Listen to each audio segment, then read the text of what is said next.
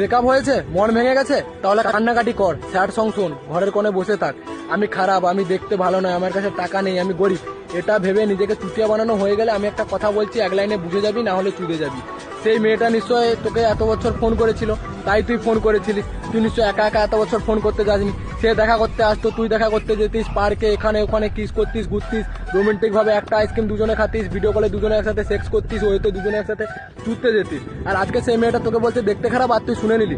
মানে তুই যদি দেখতে খারাপ হতিস না, তাহলে ওই মেয়েটা তোকে প্রথম দেখাতেই ছেড়ে দিত, আজ পর্যন্ত তোকেও সাথে রাখতো না।